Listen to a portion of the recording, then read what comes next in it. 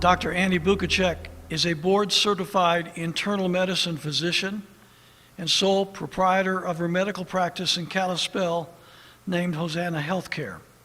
She's been practicing medicine for over 30 years, most of those years in Montana.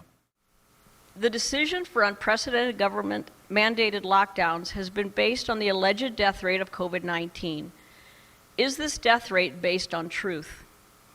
When it comes to COVID-19, there is the additional data skewer that is, get this, there is no universal definition of COVID-19 death.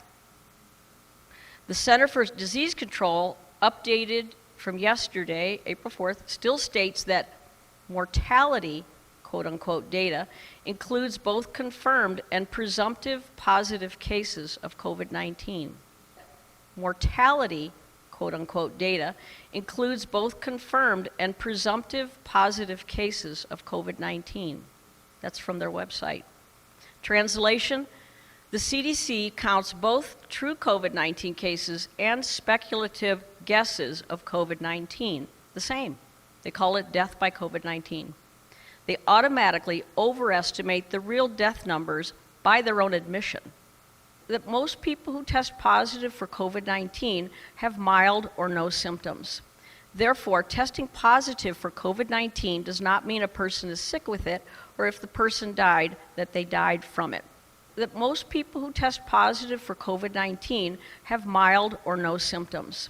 Therefore, testing positive for COVID-19 does not mean a person is sick with it, or if the person died, that they died from it.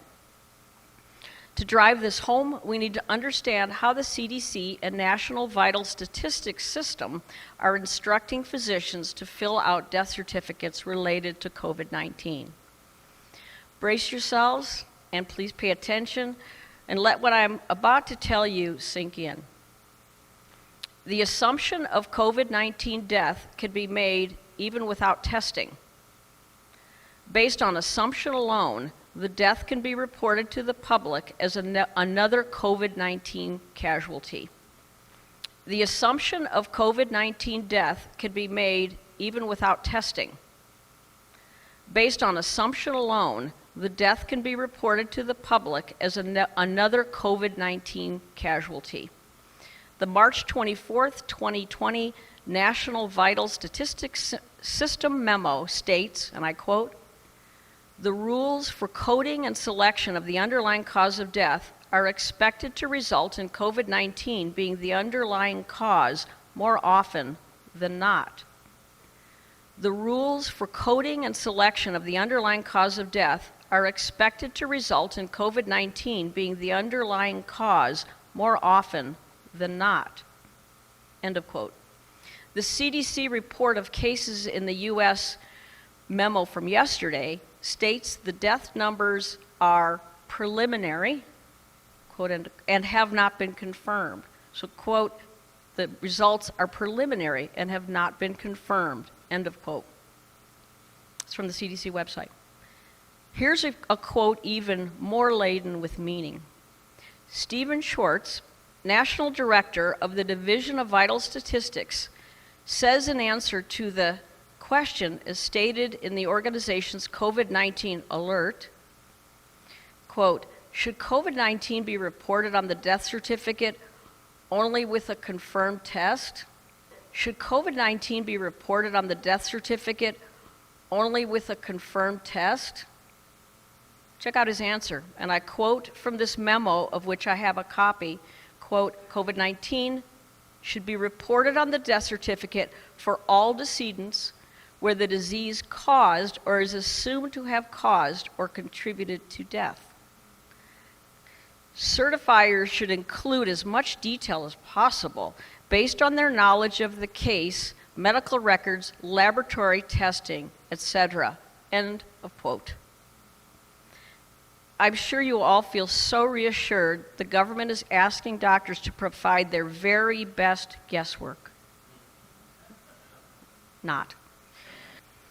To reiterate, if a patient tests positive for COVID-19 and dies from another cause such as pneumococcal sepsis, it may be considered accurate to say that person died with COVID-19, not from COVID-19.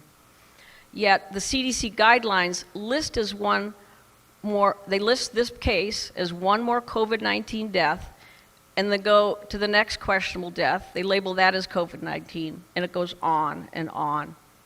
You could see how these statistics have been made to look really scary when it is so easy to add false numbers to the official database. Those false numbers are sanctioned by the CDC. Those false numbers are sanctioned by the CDC as of their memo yesterday, April 4th. I have made physical copies of those memos in case more people start looking at their website and they decide it's too much truth for us.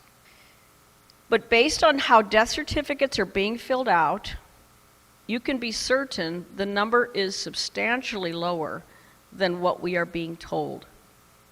Based on inaccurate, incomplete data, people are being terrorized by fearmongers into relinquishing cherished freedoms. Based on inaccurate, incomplete data, people are being terrorized by fearmongers into relinquishing cherished freedoms. Figures don't lie, but liars sure can figure.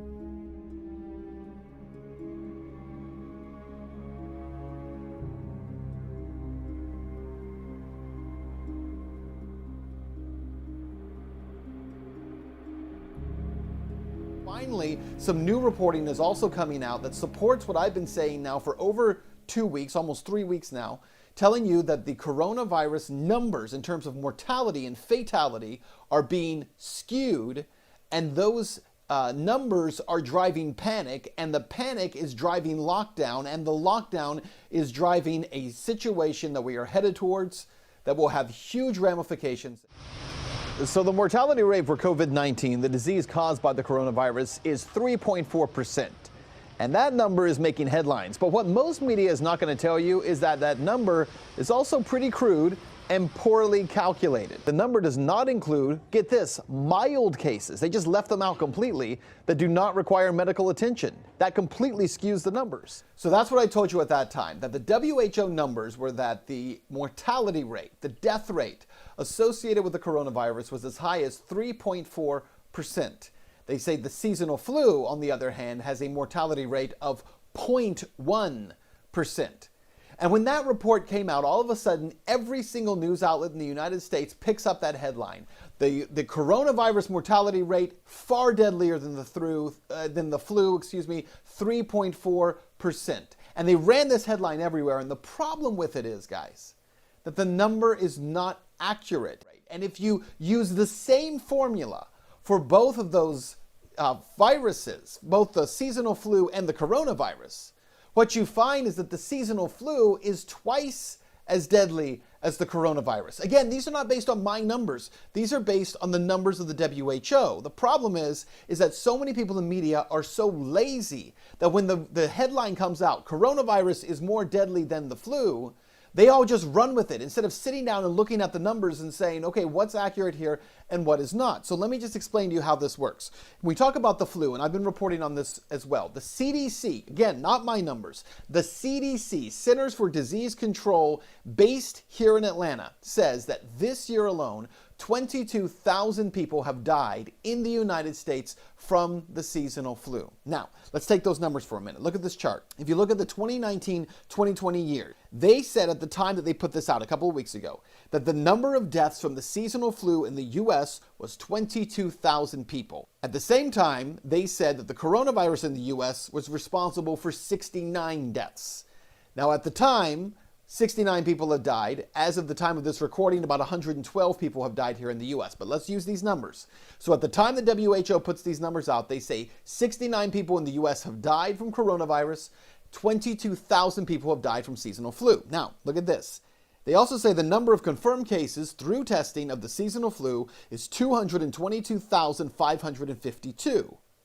The number of confirmed cases for the coronavirus is 3,806. Again, this is the WHO. Then they also have the global numbers beside that, 173,316 at the time that they did this. Now, look at the second to last line and then the last line. Because if you listen to media and what they've been saying, and you listen to politicians and what they've been saying about how deadly the coronavirus is, then you would have heard the bottom line, which is this: the death rate per estimated cases.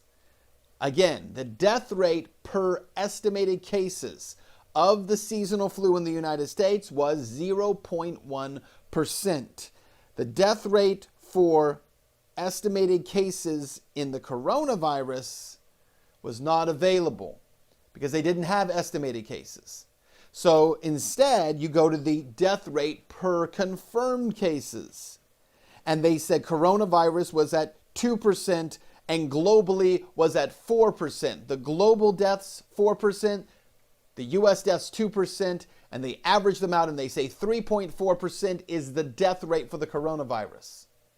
But look at the number right beside it, because these are the actual confirmed cases. So they used confirmed cases to come up with the numbers for the coronavirus, but they used estimated cases to come up with the death rate for the seasonal flu. Look at the confirmed cases for seasonal flu, and it's at 10%. So 10% of confirmed cases matches the death rate for the flu, 3.4% for the coronavirus. That means that the seasonal flu, if we're using an apples to apples comparison, guys, is twice as deadly as the coronavirus.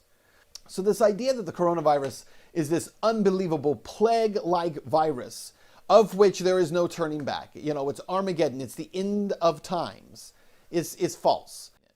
But again, going back to these numbers, so where does all of this come back to? It all comes back to the fear being driven by incorrect numbers being reported by the WHO.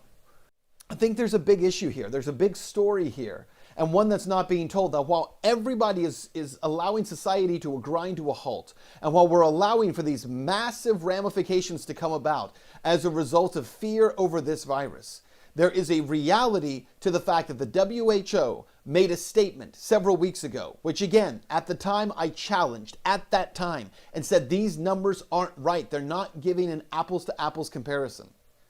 And since then, we have watched society grind to a halt, and we have watched governments take over entire swaths of society that they really have no business in. And we have watched governments take over entire swaths of society that they really have no business in. We have governors and mayors mandating that businesses close down and shut their doors, even if they say we choose to stay open, we choose to be open. If people want to come here, they should have the right to come here. And this idea that all of it is based upon this super virus that is so deadly that it will essentially wipe out an enormous amount of the population, when all of those beliefs are based, guys, on numbers that are inaccurately reported. The idea that everything in society must halt for a virus that has not been proven to be more deadly than other viruses in existence right now, and that again is half as deadly, it appears, from the WHO's numbers, half as deadly as the flu, well, that's just insanity. But if you reported the story that way, people would say everything we're doing right now makes no sense at all.